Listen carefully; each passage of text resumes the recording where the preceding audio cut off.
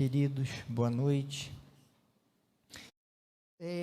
Eu queria convidá-lo abrindo um texto que é extremamente conhecido, que é de Jesus no Getsemane, Marcos capítulo 14, a partir do verso 32. A vida da gente, ela é marcada por diversos desafios, né? A vida não é simples, você sabe muito bem disso, por experiência própria. Nós que já temos mais idade, às vezes a gente simplifica a vida dos mais novos, mas talvez por uma memória, a minha memória é seletiva, né? Tem coisas que eu esqueço, mas tem coisas que eu guardo com muita clareza, e eu lembro dos sofrimentos que eu tive quando criança, e de adolescente, então, nem se fala.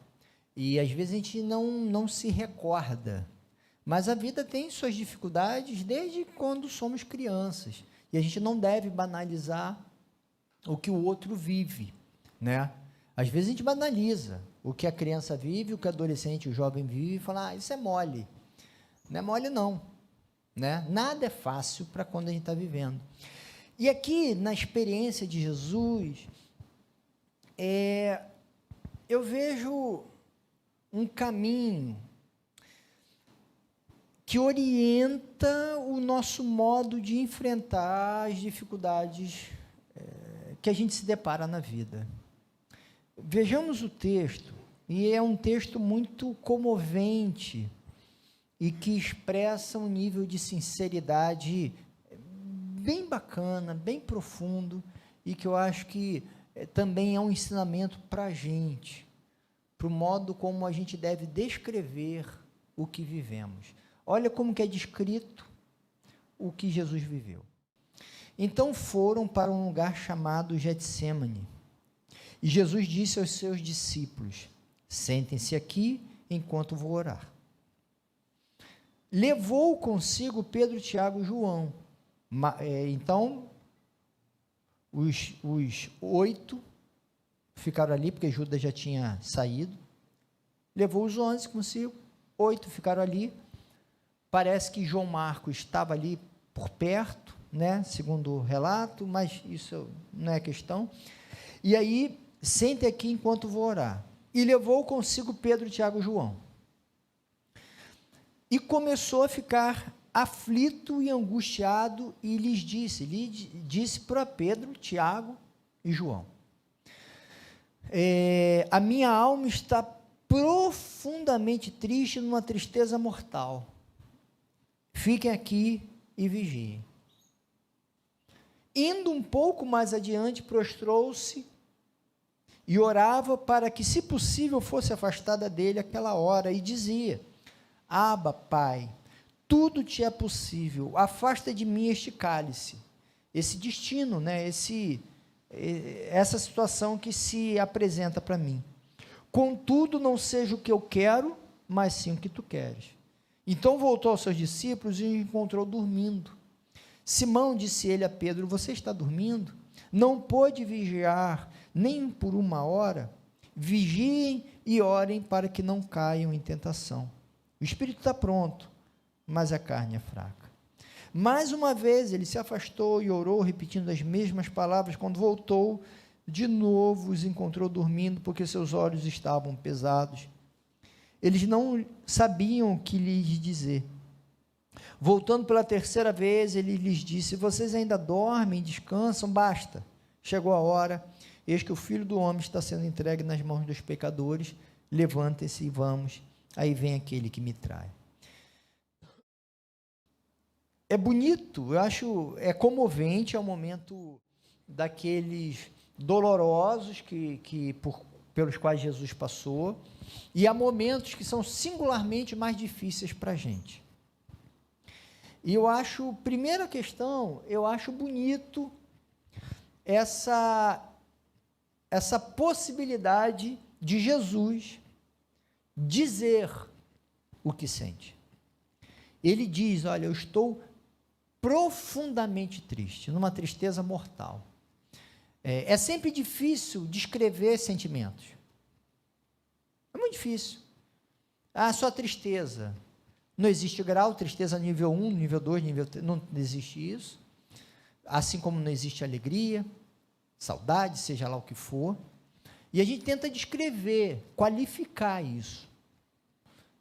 E a gente inventa qualificativos.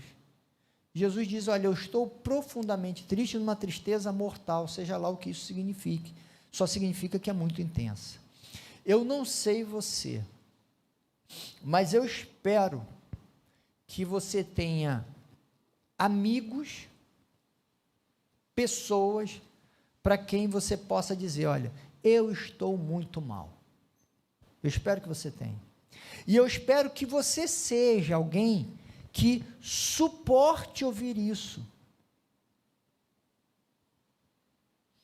Porque não é fácil suportar a tristeza dos outros. Não é fácil.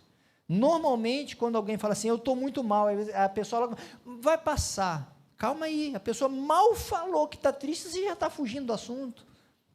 Vamos ficar no assunto, porque a pessoa precisa falar da tristeza dela.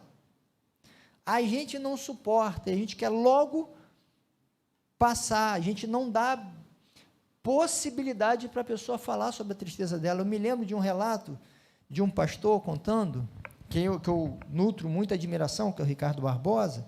Ele contou que uma vez ele estava visitando uma determinada pessoa, uma senhora que estava muito mal mesmo, claramente em fase terminal, e aí eles estavam conversando, e aí ela pergunta assim, você acha que eu vou morrer? Aí ele falou assim, acho que sim, eu acho que está no seu momento, né? Está chegando no seu momento. O filho que estava perto não suportou, falou, só faltou mandar ele para fora. Mas não, que isso, vai melhorar. Tá? Não, ela precisava falar da morte, porque ela, lúcida, sabia que estava chegando, e ela queria falar sobre o morrer. Só que o filho não suportava falar sobre o morrer da mãe. E não permitia a mãe falar daquilo que era o assunto mais importante que havia para ela, que era o seu morrer. Eu espero que você seja alguém apto para que o outro abra o coração para você. Os apóstolos não foram. Os apóstolos não foram. Nitidamente, os apóstolos não foram bons amigos nesse momento. Eu espero que você seja, e se você tem dificuldade nisso, porque é muito difícil suportar a tristeza do outro, muito difícil, mas que você busque enfrentar isso, porque as pessoas que você ama ficam tristes, e se elas não puderem falar das suas tristezas para você, a sua relação fica um pouquinho menor do que poderia ser, além de você poder aliviá-los. Jesus, ele fala sobre essa tristeza, e um dado é que, infelizmente, os momentos difíceis fazem parte da vida, e a tristeza é uma delas.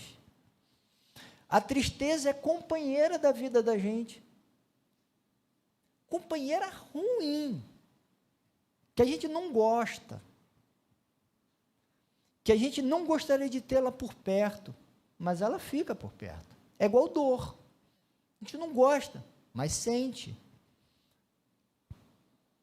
Enfim, é como os males da sociedade que a gente tem. A gente não gosta, mas a gente está envolvido nela. E a tristeza é uma delas.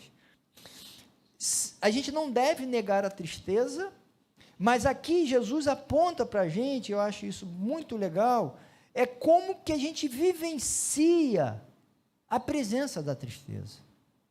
Primeiro movimento dele foi reconhecer que está triste. E assim como é importante ter alguém que suporte a nossa tristeza, é importante que a gente assuma a nossa tristeza. Não existe gente que esteja sempre alegre. Quem está sempre alegre, não tenha dúvida, está mentindo. É um mentiroso por algum motivo da vida. Porque não tem como não ficar triste em alguns momentos. Não ficar triste em alguns momentos denota um certo adoecimento na pessoa. Porque não tem como não ficar triste diante do sofrimento de uma pessoa querida. Não tem como não ficar triste diante de várias situações na vida. Então, a tristeza faz parte. Ok, mas como que Jesus vivenciou essa tristeza? Ele assumiu, primeiro ponto, ele buscou 3 pessoas que ele tinha mais intimidade, que é Pedro, Tiago e João, para ficar perto dele. A tristeza se vivencia buscando gente amigo para perto. Tristeza não é assim como alegria. A tristeza, aliás, como quase tudo na vida, hein? Quase tudo na vida, nós somos chamados a envolver gente perto da gente. A alegria é bom quando você pode compartilhar sua alegria, por isso que nas comemorações é bom ter muita gente perto para receber abraço de muita gente, falar palavras boas e rir. É bom ficar feliz perto de gente e é importante estar triste perto de gente. Só que na alegria, você é menos seletivo, a sua alegria é mais expansiva, né? Você pode conhecer pouco alguém que é bom estar alegre perto de quem você conhece pouco. Agora, a tristeza, ela é mais seletiva. Na tristeza, você quer estar perto, e deveria buscar isso, de gente que você tem mais intimidade. Daí a importância de cultivar boas amizades. Não só por isso. É bom amigo ter amigo íntimo para várias coisas, mas para a tristeza, em muito particular. É muito bom cultivar e é muito bom que se viva a tristeza junto com amigos, com gente que vá dar conta disso. Porque muitas vezes filho não vai dar conta disso. Pai e mãe não vai dar conta disso. Às vezes o cônjuge não vai dar conta disso, porque às vezes sua tristeza envolve o cônjuge. Então é importante ter amigos. Entende? Então, isso é um incentivo para que você desenvolva amizades. E olha, a tristeza não é para se viver sozinha. Eu sei que pelo menos quando eu estou triste, eu me recolho. Mas isso que eu estou pregando com o espelho aqui, para mim. Como eu estou falando para vocês. A gente precisa de gente perto da gente, quando a gente está triste. Só que tem uma outra coisa também que é importante a gente saber. É que num certo nível, a tristeza é sempre solitária. Jesus chama os seus amigos para estarem perto, para fazer o quê? Nada. Só para quando Jesus estivesse orando, poder olhar para o lado e ver gente amiga. E perceber que enquanto ele estava orando e olhasse para o lado, tivessem olhares interessados nele. Porque da nossa tristeza, ninguém nos tira dela. A responsabilidade de sair da tristeza, da nossa tristeza, está com a gente mesmo. Entende? Ninguém tira a gente da tristeza. Tem gente que quando alguém fala assim, poxa, eu estou tão triste, a pessoa se sente na responsabilidade da solução. Não, essa solução é do sujeito. O que ele quer é que você seja amigo, esteja do lado. Ele saiba que você não o julga e que você o acolhe, mas você não o resolve. E o que Jesus queria era exatamente isso, que ele pudesse estar orando e pudesse olhar para o lado e ver gente amiga. Lembrem que a oração de olho fechado é uma prática não judaica. O judeu orava de olho aberto. Depois, com a acusação de que o cristão era ateu, enfim, tem todo um movimento que fez o cristão orar de olhos fechados. Mas o judeu orava de olhos abertos. E Jesus estava de olhos abertos, orando a Deus, e virava para o lado e via os seus amigos. Suportar a tristeza do outro é estar do lado. Não sabe nem o que dizer, nem precisa. Porque a sua importância ali não é dizer, é estar junto. E era isso que Jesus queria. Não teve, mas era o que ele queria. Mas tem um nível que é nosso, e Jesus foi solitariamente viver essa dor, que por mais que ele quisesse expressá-la, dizer, olha, eu estou profundamente triste até a morte, mas o que é isso? Não tem como ninguém acessar o que a gente sente profundamente. Não tem. As pessoas são solidárias e espero que você tenha gente solidária perto de você. amiga, mas tem um quê de solidão, que você vai ter que dar conta disso. E há pessoas que responsabilizam outros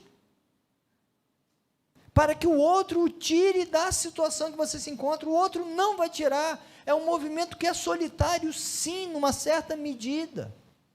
O outro não consegue acessar o que você sente, o outro não consegue te tirar disso, ele te ajuda. A tristeza tem algo de solitário. Aliás, o que sentimos, ninguém acessa isso.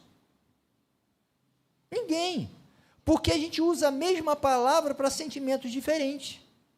Então, quando a Luana chega e fala que ama a Sara ou ama o Leandro, é a mesma palavra que eu uso para falar que eu amo a Silvéria. É a mesma coisa? Longe de ser. Luana é diferente de mim, eu sou diferente da Luana. O modo como eu amo é totalmente diferente do modo como... Totalmente não, tem semelhança, mas é diferente do modo como ela ama. E eu não tenho como saber como que é o modo como a Luana ama, e ela não tem como saber como eu amo. E mais, quando eu chego para a Silvéria e falo assim, eu a amo, e ela fala assim, eu também te amo, também são duas coisas um pouco diferentes. Porque o modo como ela ama é diferente do meu. Eu intuo que é parecido com o meu, e falo assim, deve ser o que eu sinto. Mas não é completamente. Tem um quê de solitário nisso, de muito individual e incomunicável. Os sentimentos são assim, que eu preciso dar conta. Mas perceba, como é que Jesus vive isso? Ele vive assumindo o que está sentindo, ele chama para perto quem pode consolá-lo, não deposita neles a responsabilidade, tanto assim que ele vai e ora sozinho, mas ele quer olhar e saber que tem gente amiga perto. E mais, ele se apresenta diante do Deus Pai. E ele vai orar. A oração de Jesus é aquela oração que, teologicamente falando, é muito banal. Olha o que ele fala, Deus, eu não queria viver isso, Pai. Eu queria outro caminho para mim. Mas se não tiver jeito, eu vou fazer. Ah, você aprendeu isso quando você tinha quantos anos? De caminhada com Deus. Isso aqui é oração de afeto. Tem nenhuma elaboração profunda. E o texto diz que Jesus, ele tinha convicção de que ele precisaria passar por isso. Então, é uma oração, inclusive, que ele já sabe a resposta. Ele já sabe a resposta. Deus, eu devo matar fulano ou não devo? Eu já sei a resposta. Deus, eu devo me vingar do fulano, porque eu quero que ele sofra o que eu sofri. Eu já sei a resposta. Essa é a oração de Jesus, ele já sabe a resposta. Mas ele queria expressar seus afetos diante do Pai. Oração tem esse componente. Eu estou triste. Eu só quero falar para Deus sobre a minha tristeza. Deus, se possível, muda tudo. Mas se não mudar, eu estou contigo. Porque o Senhor é meu Pai. É oração de quem precisa de Deus. No caso de Jesus, Jesus nem precisa dar resposta. Porque ele já sabe a resposta, que é não. Mas ele precisa abrir o coração para falar da sua dor. Sabe, e eu acho que a gente corre o risco de perder algo que é precioso no cristianismo, na experiência da fé, que é essa possibilidade de abrir os nossos sentimentos a Deus, àquele que não nos julga, aquele que não vai falar assim, mas que oração é essa? Você já sabe a resposta, vamos embora. Não! aquele que vai ouvir da gente, o que possa vir da gente, e vai chorar com a gente, e vai lamentar com a gente, e vai querer a superação com a gente, que vai estar do lado. Oração, sabe, é uma abrir da alma ao Pai que nos acolhe. E é por isso que a oração faz bem à alma, e a gente cantou. Porque no momento que eu estou mal, eu não estou orando para Deus me responder necessariamente, para Deus me mostrar caminhos, é para Ele me ajudar a dar conta dessa dor que me invade a alma, que me sufoca, que me faz coração doer, que fica aquele bolo na garganta e que me dá vontade de desistir. E eu falo, Deus, eu desisto da vida, eu já sei a resposta. Mas eu falo, Deus, eu desisto de tudo, porque eu não estou mais aguentando, está difícil demais, está complicado, eu quero outra vida, só que eu não tenho outra vida, a vida que eu tenho é essa. E aí eu quero desistir, eu apresento isso para Deus, entende? E Deus me ouve, e eu posso falar de novo, e de novo, e de novo, e Deus me acolhe. A oração é se colocar diante do Deus que acolhe a gente. Portanto, segundo nos ensina Jesus, a tristeza, ela não é vivenciada tentando ser forte. E eu acho, inclusive, que a gente tem um termo muito ruim. Acho muito ruim isso. Quando você vai a um velório, por exemplo, e alguém que é parente do falecido ali, do morto, e a pessoa não está chorando, está consolando os outros, normalmente você fala o que dela? Não, fulano é forte, né? Eu acho um termo que não é adequado. Porque a tristeza é a expressão da vulnerabilidade da gente. E quem quer ser forte, normalmente, cai na esquina seguinte. Porque a tristeza e as dificuldades da vida precisam ser enfrentadas como elas são. Um passo que eu não dou conta. Eu não dou conta sozinho. Se o meu mestre, no seu momento de tristeza, ele pede para os amigos chegarem perto, só para ele poder olhar e ver que tem gente amiga olhando para ele, quem sou eu para dizer que eu não preciso disso? Se aquele que é o meu mestre faz uma oração destituída de sentido, que ele já sabe a resposta, que será não, mas mesmo assim ele faz, e faz 3 vezes a mesma oração. Quem sou eu para ser o lúcido, todo capaz, e pensar que eu não preciso me derramar diante de Deus com as minhas aflições, com as minhas palavras as mais infantis e incoerentes que sejam, buscando consolo nessa ação? Não existe o forte que não precise de alguém. Existe eu ia quase usar mentiroso, mas é uma palavra muito forte. Eu diria que é alguém que não está tendo condições de acessar a sua realidade. Porque na tristeza, a tristeza que é de alguém maduro espiritualmente, ela é vivenciada com fragilidade, vulnerabilidade e necessidade de presença de amigos e de Deus como amigo também. Portanto, nos seus momentos difíceis, eu sei que infelizmente eles são recorrentes na vida da gente. Não tente bancar o herói, porque isso inexiste. Eu até gosto dessa coisa de herói. Eu gosto de ver os filmes, e eu gostaria de sê-lo, só que não existe, só existe na ficção. Na vida real, o que existe é gente como a gente, que consegue caminhar até sozinho em algumas situações, mas tem umas que a gente despenca. Portanto, não viva as situações todas sozinho, porque senão você não sai de lá bem. Não viva. Desenvolva amizades.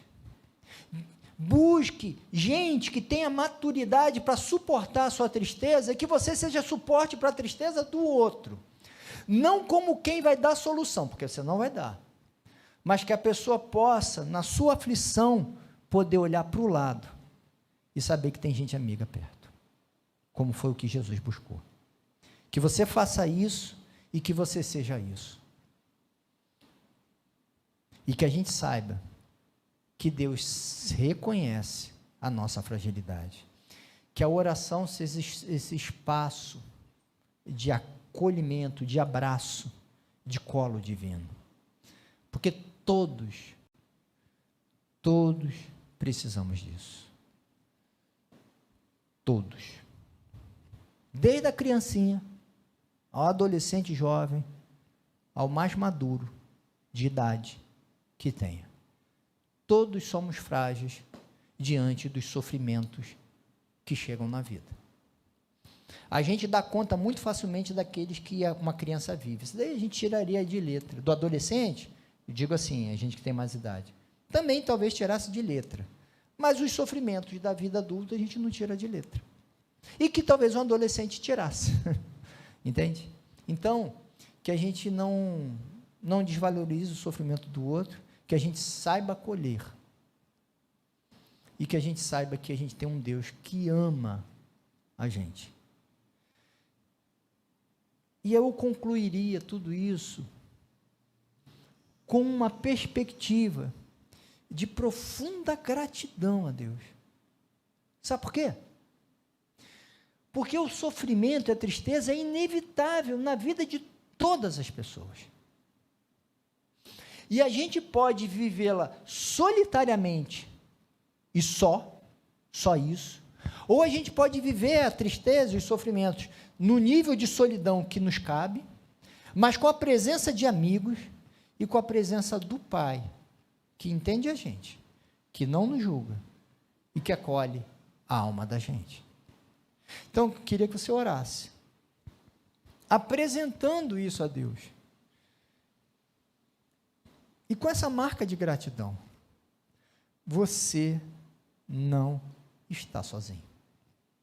Nunca. Deus, Pai querido, está contigo. Então, ore ao Senhor nesse momento.